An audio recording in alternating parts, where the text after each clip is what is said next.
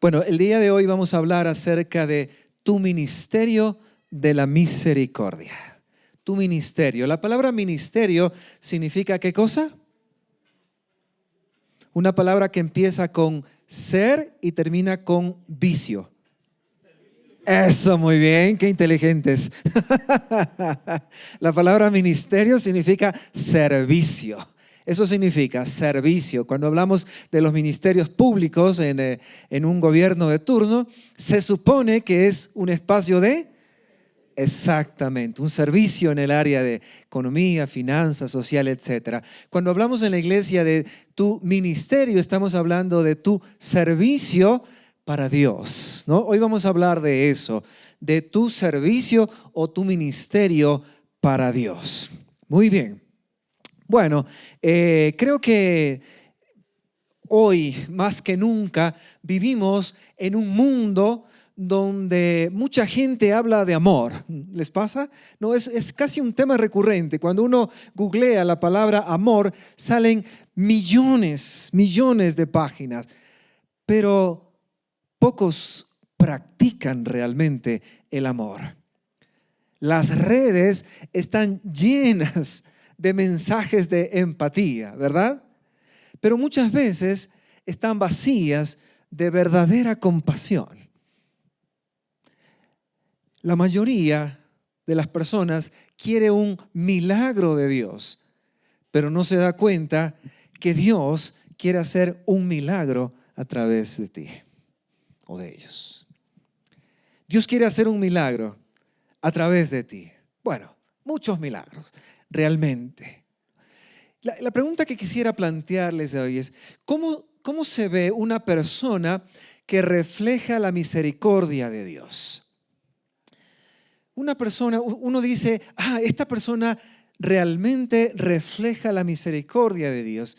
¿Cómo se ve? ¿Cuál es el perfil de esta persona?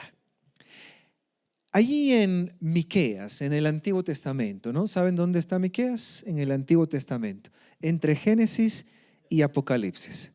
Ahí lo pueden encontrar. Es uno de los profetas menores que se les llama, ¿verdad? Ahí está el capítulo 6, el versículo 8. El pueblo de Dios se plantea exactamente esta misma pregunta. ¿Qué significa agradar a Dios? ¿Qué significa reflejar la misericordia que nosotros hemos recibido de Dios a otros?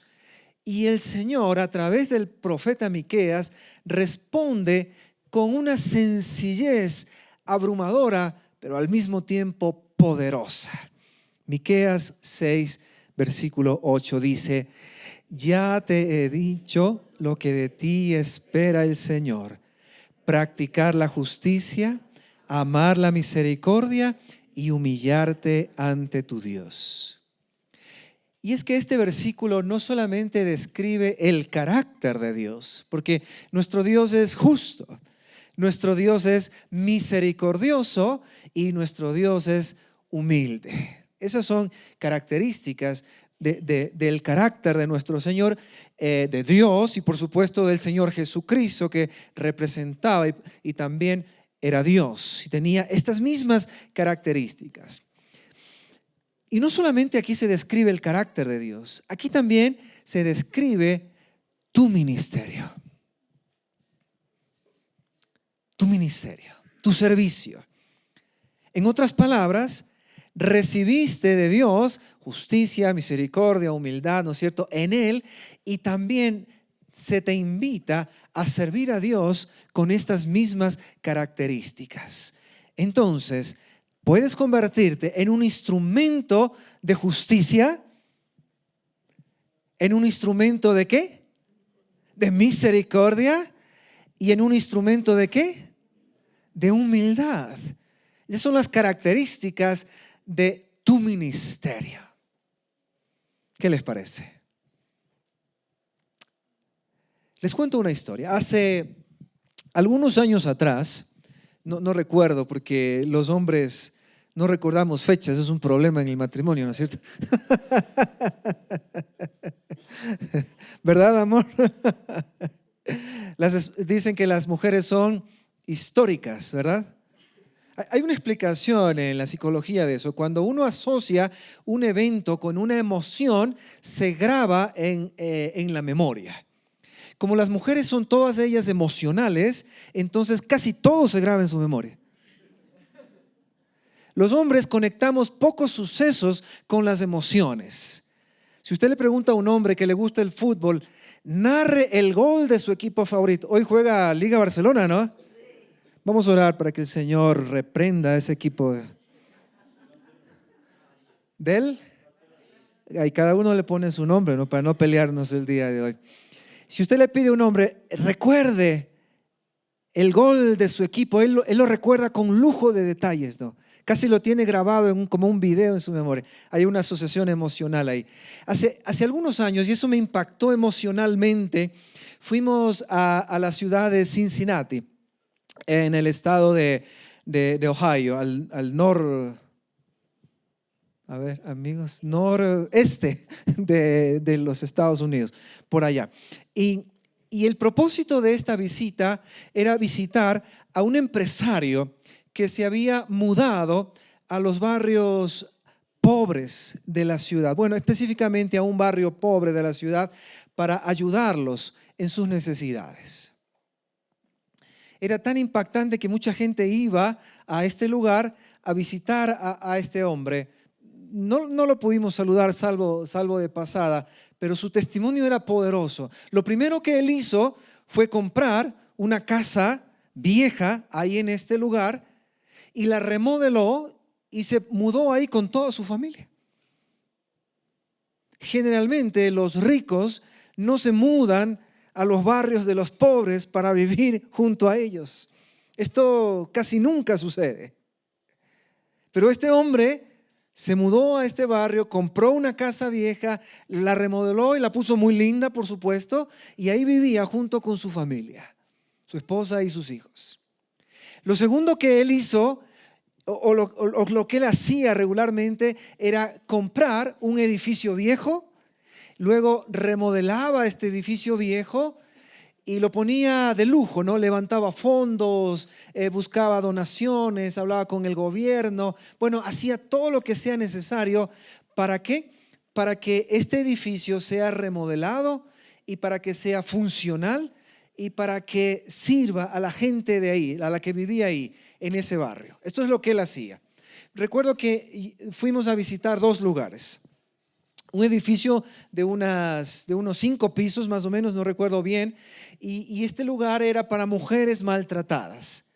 Ahí vivían las mujeres maltratadas, de todo tipo de abuso, y las habitaciones eran hermosas, y en la parte de abajo había una panadería. Ahí nos comimos un pancito. Luego fuimos a visitar un café-restaurante. Ahí vimos muchas personas trabajando. Cientos de personas vivían en estos lugares dignamente y trabajaban en estos lugares.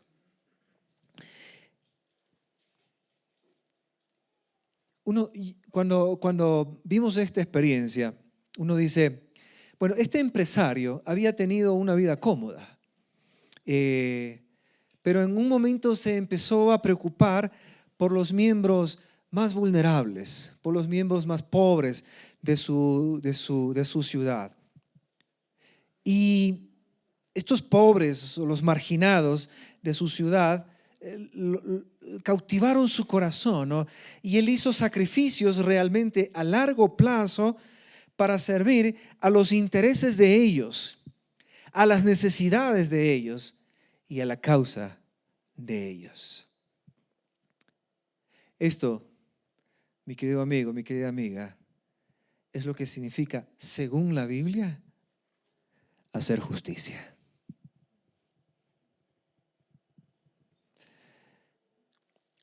Humillarte ante Dios es reconocer quién es Dios y quiénes somos nosotros y reflejar el carácter de Dios. Humillarte ante Dios es estar atento a su corazón y replicar su corazón. Y Él es justo, misericordioso y humilde. ¿cierto? Humillarte ante Dios es desear lo que Él desea y amar lo que Él ama. ¿Qué es esto según Miqueas 6:8? Hay dos cosas: practicar la justicia y amar la misericordia. Esto es lo que quisiera enfatizar. Practicar la justicia, ser humilde ante Dios es practicar la justicia y amar la misericordia. Repitan conmigo. Número 1. Muy bien. Ahora tome la lección a la persona que está al lado suyo. Tome la lección. Número 1, pregúntale.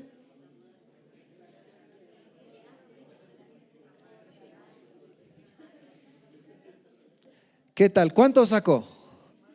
20, 10 sobre 10, pongamos. Ya no es 20 sobre 20 como en nuestra época, ¿no? 10 sobre 10 o 100 sobre 100. Más. Muy bien. ¿Sabían ustedes que estas dos cosas, aunque parecen diferentes, no son diferentes? No lo son, ¿no? Este término misericordia viene de una palabra hebrea que es Gesed. Gesed.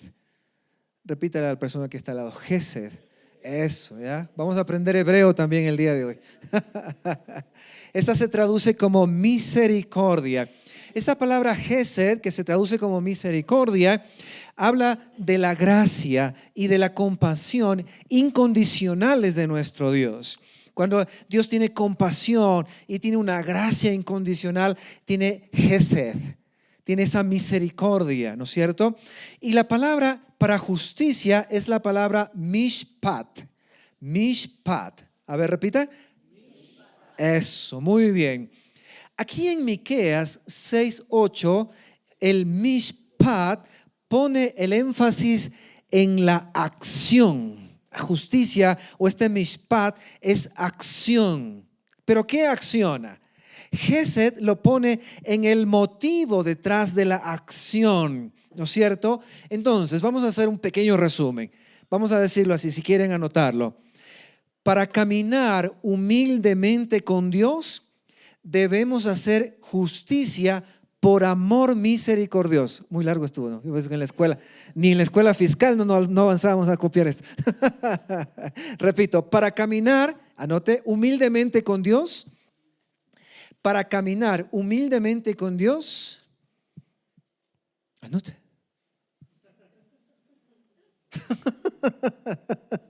Para caminar humildemente con Dios. Le estoy molestando a un amigo de mi hijo. Anota, León.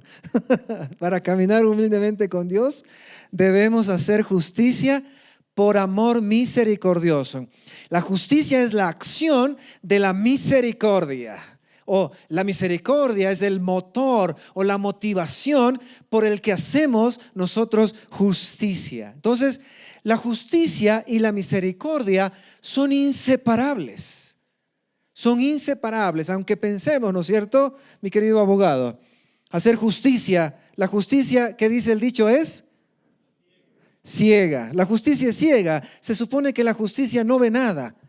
Se hace justicia y se hace justicia, caiga a quien le caiga, ¿no es cierto? Pero aquí la palabra de Dios nos está enseñando que la justicia está amarrada, casada con la misericordia. No, como dijo Santo Tomás de Aquino. Justicia, ¿tenemos ese dato aquí? Aquí está, ¿ve? Justicia y misericordia están tan unidas que una debe mezclarse con la otra. La justicia sin misericordia es crueldad. Pero la misericordia sin justicia es... y eso nos da un equilibrio. Si yo hago justicia sin misericordia, puedo llegar a ser cruel. Pero si yo hago misericordia sin justicia, puedo quedarme en la calle, ¿no? Muchas personas abusan de la bondad de la gente y a veces esto es terrible. La pregunta entonces, ¿cómo hacemos esta justicia misericordiosa? Vamos a llamarle así. ¿Cómo hacemos esta justicia misericordiosa? Quisiera mencionarles 3 puntos el día de hoy. Número 1, tratar a la gente equitativamente. Esa es la primera forma de llevar a la práctica esta justicia misericordiosa. Número 1, tratar a la gente equitativamente. Digamos que este es el significado más básico de hacer esta justicia misericordiosa. Significa exculpar o castigar a cada persona según los méritos del caso, independientemente de la raza o del estatus social. Eso es equitativo. No importa cuál es tu clase social, no importa cuál es tu condición, debe aplicarse, debe ser castigado o debe ser librado de la culpa por la naturaleza de tu falta. Esto es lo básico, eso es hacer justicia. A cualquiera que comete el mismo error se le debe impartir, ¿qué cosa? El mismo castigo. Y si es exculpado, porque sale librado, entonces se libra de eso. Ahí en Levítico 24, 22 dice el Señor a Israel, una sola ley, ahí está, entre paréntesis, esa es la palabra, mishpat. Una sola ley, una sola mishpat, tanto para el nativo como para el extranjero. Yo soy el Señor su Dios. Entonces Dios nos llama a ser equitativos, ¿no? En nuestro país son famosas las inequidades, ¿no es cierto? Acá, ¿cómo dice? Cuando uno va a hacer un negocio, ¿qué le preguntan a uno? ¿Por la derecha o por la izquierda? ¿Under the table? Y muchas veces nos enfrentamos a situaciones donde los pobres tienen poco acceso a la justicia y los pobres son generalmente abusados. Pero Dios nos llama y nos llama al pueblo de Dios. Nosotros deberíamos actuar con equidad. Recuerdo hace algunos años que nosotros teníamos una chica que nos ayudaba en casa, ¿no? Y por alguna situación tuvo que salir. Y claro, a veces los abogados te dicen, pero no pagues esto, no pagues aquello, no hagas esto, no hagas lo de acá, menos Andresito, tú no. Andresito, ¿quién más es abogado aquí? Que el Señor se apiade de ustedes, hermanos. ¿Sí saben ustedes que los abogados también van a la presencia del Señor? No.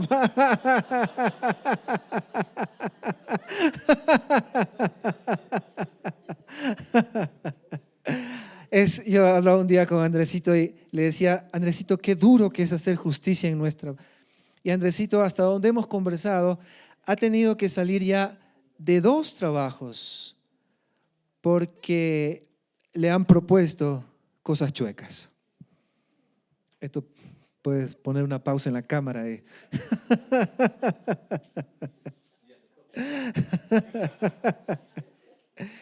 yo le preguntaba a Andresito, ¿y cómo haces? Me dice, no se puede hacer más.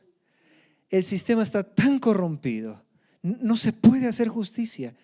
Y la única alternativa que me queda es decir, no firmo eso, no hago eso, y entonces vaya nomás. Es difícil. El llamado de Dios para practicar esta justicia misericordiosa. Nosotros hablábamos con el abogado y le decíamos, ¿qué es lo justo para pagarle a esta persona? Tanto, ya, eso se le va a pagar. ¿Qué es lo justo? Eso es lo que... Y podemos hacer algo extra. Eso hicimos en nuestra experiencia. Y a veces puede ser tentador ganarse unos centavos, a veces puede ser tentador evadir ciertas cosas, pero Dios nos llama a ser equitativos y a tratar con equidad a cada persona,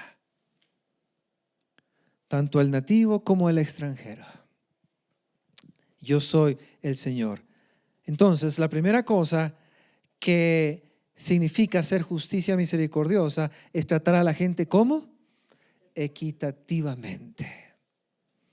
Aquí tenemos nuestra primera verdad clave. Dice, la justicia comienza cuando veo a cada persona ¿con qué?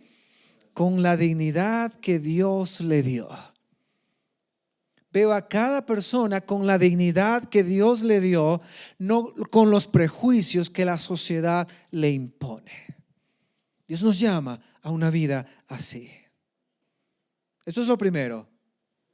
Pero la justicia misericordiosa es más que esto, según la palabra de Dios.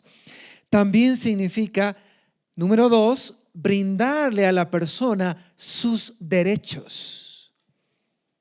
Esa es la segunda cosa que encontramos aquí. Brindarle a la persona sus derechos. Proverbios 31:9 dice, levanta la voz y hazles ¿qué? Mishpat. Levanta la voz y hazles mishpat. ¿Y qué dice ahí? Defiende ¿a quiénes? A los pobres y a los necesitados. Esto es un imperativo que está aquí. Levantemos la voz por los que no tienen voz. Entonces este mishpat es darle a la gente lo que se le debe, ya sea castigo o ya sea protección o ya sea cuidado. Entonces Dios nos llama a practicar la justicia. Si merece castigo, por supuesto castigo, pero también si merece protección, debemos darles esa protección. Y si merece cuidado, también darles ese cuidado. Dios levanta la voz por los pobres y nos encomienda a nosotros, a la iglesia, también levantar nuestra voz por los pobres y por los necesitados. Si nosotros observamos, ahí en cada ocasión en el Antiguo Testamento aparecen continuamente varias clases de personas. Una y otra vez esta palabra mishpat o justicia describe hacerse cargo del cuidado y la causa de 4 grupos. A este cuarteto se le llama el cuarteto de los vulnerables. ¿Cuáles son? Las viudas, los huérfanos, los inmigrantes y los pobres. El mishpat, la justicia, está asociada siempre, más de 200 veces se hace referencia en el Antiguo Testamento y dice al pueblo de Dios, no puedes dejar de lado a las viudas, tienes que atender a los huérfanos, a los inmigrantes tienes que atenderlos y a los pobres tienes que buscar y defender sus derechos y atender sus necesidades. Si leemos ahí Zacarías 7:9 al 10 dice, así dice el Señor de los ejércitos, juzguen, ¿qué dice ahí? Con mishpat. Anótele ahí si quiere, me olvidé ahí ponerle. Muestren amor y compasión los unos por los otros. No opriman a las, subraye viudas, ni a los, subraye huérfanos, ni a los, subraye extranjeros, ni a los, subraye pobres. No maquinen el mal en su corazón los unos contra los otros. Somos iguales delante de Dios, es lo que está diciendo aquí. Pero hay gente menos favorecida y Dios nos llama ¿a qué? Nos llama a que nosotros podamos brindarle a estas personas el derecho de tener lo que requieren. Ese es el llamado de Dios. En estas sociedades premodernas, que eran sociedades agrícolas, estos 4 grupos no tenían ningún poder social. Estaban en la parte más baja del escalafón social, no tenían derechos, vivían al límite de la subsistencia. Esto es lo que le pasaba a estos grupos. Si una mujer se quedaba viuda, no tenía la protección de un hombre, una sociedad muy machista, tenía 2 opciones, o tenía, varias. Si no había un pariente que la redima, es la palabra, redimir es como comprar el derecho de. Si no había un pariente que la redima, su opción era o prostituirse o mendigar. Los huérfanos estaban en la misma condición. Los niños ni las mujeres no tenían derechos como lo que se ha logrado hoy en día. Y los extranjeros también eran maltratados y mal vistos. Y por supuesto, los pobres en general de la sociedad. Yo diría que, bueno, hoy quizá este grupo o este cuarteto se puede expandir más aún, ¿no? Hablamos de los refugiados de guerra, las personas que son víctimas del crimen organizado. Les cuento algo, ¿no? Bueno, hay dos cosas. Una, me llamó un amigo que es pastor en la ciudad del Carmen, allá en la provincia de Manabí. Y él estábamos hablando justamente ayer. Él me dice, tengo 100 niños allí en el Carmen. Me decía, hay problemas con la criminalidad, como muchas ciudades, ¿no? Están ahí radicados este grupo criminal que se llaman los choneros. Y los chicos, como más de 100 niños, muchos de ellos relacionados con estos. Y me decía él, vamos a hacer un trabajo con ellos X día. Y a mí se me ocurrió que podemos nosotros conectar con estos 100 niños y poder ayudarlos de alguna manera. Bueno, estoy trabajando en eso, pero de eso hay mucho en nuestra sociedad. Hay mucho. Personas sin hogar, madres o padres solteros, personas mayores que no tienen atención. Nuestro país es un país afectado por mucha pobreza. Creo que todos sabemos eso. ¿Cuántos de ustedes tienen una casa? Bueno, pertenecen a un grupo muy pequeño, no del mundo, del Ecuador nada más. ¿Cuántos de ustedes tienen un carro? Bueno, no les voy a preguntar 2 carros, 3 carros, 2 casas, la casita en la playa. Somos privilegiados, bendecidos por el Señor. Y el llamado que yo quiero hacerles hoy es que seamos instrumentos de misericordia para los menos favorecidos. En el Ecuador hay millones de personas en la pobreza. Según el INEC,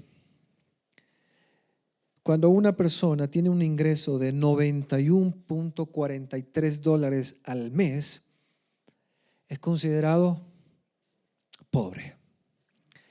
Cuando yo veía esta cifra, me asusté. Y decía, ¿cómo una persona puede vivir con $90 al mes? No lo entiendo realmente. $90 al mes. Allá en el tiempo de Jesús, si venía una hambruna, una invasión, una situación de cualquier disturbio social, esas personas estaban al límite, a días de la inanición y de morir. Y quizá yo no me he interesado tanto en esto y ahora veía estas cifras. Según el dato del INEC a junio del 2025, el 24% de la población del Ecuador es pobre. 24%, dato de junio del 25 de este año. Pero también estos datos nos hablan de una pobreza extrema. Una pobreza extrema es una persona que percibe $51.53 al mes. ¿Cómo puedes vivir con $51?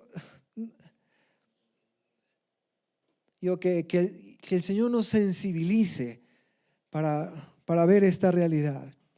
Esto, según el INEC, corresponde al 10.4% a la misma fecha que les mencionaba de la población. Si sumamos los dos porcentajes, estamos hablando de 1/3 de la población ecuatoriana. Según los mismos datos del INEC, somos 17.97, creo que millones de habitantes. Pongámosles 18, dividido para 3.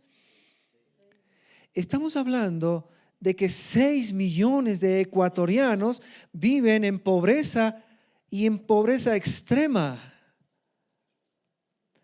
Tenemos que hacer algo. Tenemos que hacer algo.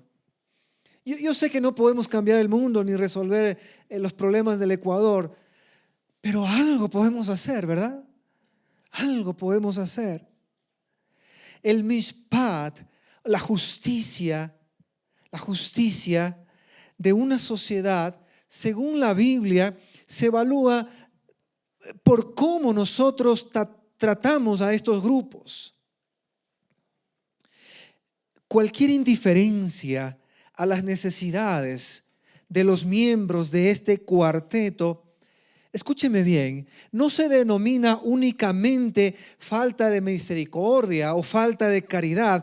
Según la Biblia, esto es un acto de injusticia, es una violación a la justicia, al mishpat de Dios. Si nosotros no ayudamos de alguna forma, estamos violando la ley de Dios. No es solamente que nos falta un poquito de compasión, estamos siendo injustos. Y Dios nos llama a vivir en justicia. Este empresario de Cincinnati trató a estos grupos con mishpat, con justicia. Sí, él no fue indiferente. La pregunta, querida iglesia, es: ¿qué vamos a hacer nosotros? ¿Qué vamos a hacer nosotros? ¿Qué vas a hacer tú en tu realidad particular? ¿Y qué vamos a hacer nosotros como iglesia? Bueno, yo voy a conectar con esto del Carmen, a ver si podemos avanzar en esto. En nuestro grupo, a propósito, en los estudios del milagro de la misericordia, hay un desafío para hacer algo práctico, ¿verdad? Nuestro grupo está investigando ayudar para una fundación. Ya tenemos los datos por si acaso. Ahí tenemos una oportunidad, pero hay literalmente miles de oportunidades, millones de oportunidades. ¿Qué vamos a hacer? La justicia no es opcional, es defender activamente la causa de quienes no tienen voz, como Dios lo hace con nosotros. La justicia entonces es tratar a la gente equitativamente. Primer punto, ¿verdad? Número 2 es brindarle a las personas, ¿qué cosa? Y un punto nada más brevemente. Número 3, la justicia incluye la generosidad. La justicia incluye la generosidad. Quizá algunos se pregunten por qué le llamamos justicia a una donación, ¿no? Porque muchos cristianos creen que la justicia nada más tiene que ver con castigar a los malhechores y punto, ¿no es cierto? Pero esto no quiere decir que los creyentes quieran permanecer indiferentes a la situación de la pobreza, sino que lo que quieren hacer es como separar. Una cosa es caridad y otra cosa es justicia. Pero justamente lo que estamos viendo es que no están separadas.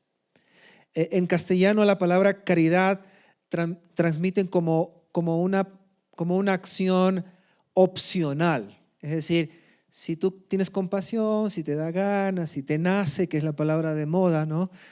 Como en las películas, si tu corazón te lo dicta, entonces, pero hay días que podemos estar tan ocupados que nuestro corazón no nos dicta nada, ¿no?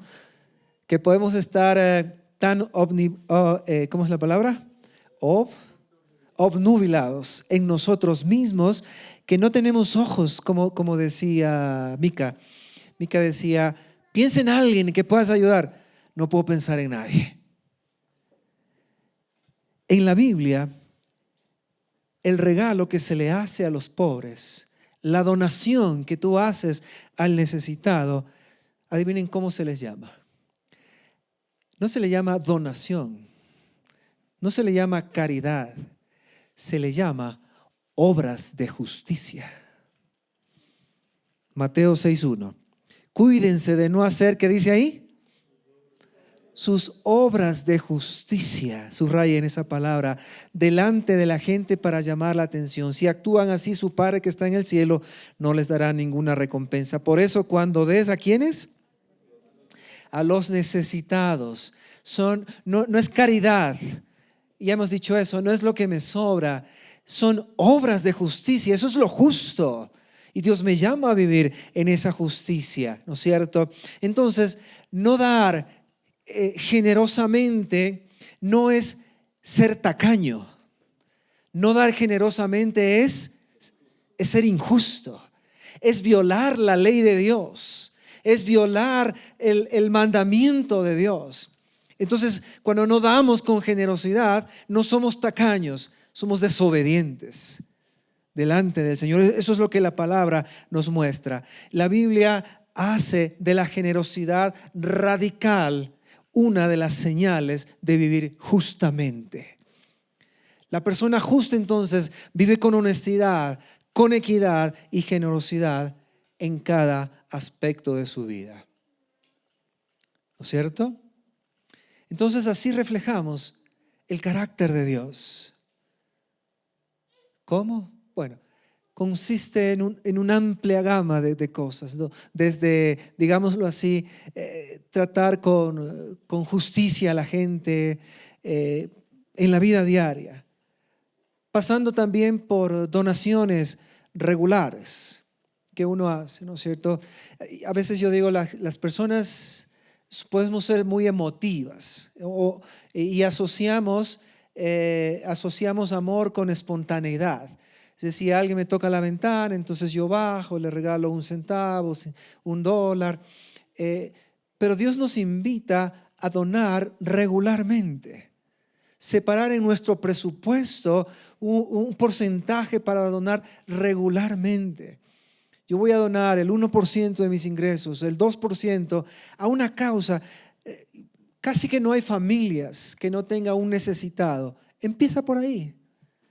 Hay una persona de la tercera edad en tu familia, hay un tío, un primo, un abuelo, alguien en tu familia está necesitado. Empieza por ahí.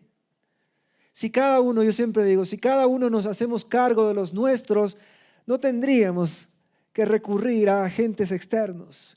Si cada familia se hiciera cargo de los suyos. Pero también hay momentos de donaciones extraordinarias.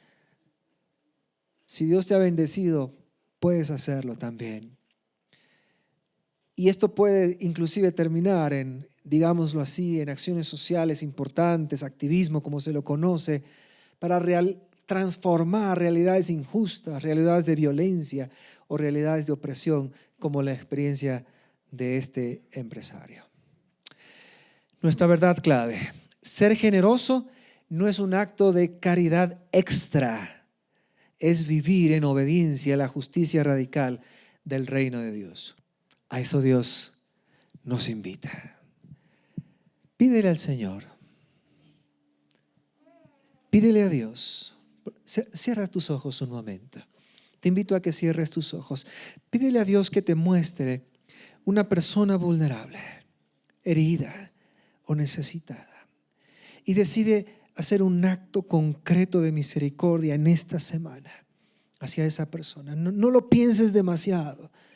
Haz algo sencillo, pero real, ¿no? Sí, quizás algo sencillo, un mensaje de texto, de consuelo, una visita, una compra de algo que necesita, una ayuda particular. Llámale y di, puedo orar por ti. Hazle una invitación a comer a alguien que no pueda devolverte el favor.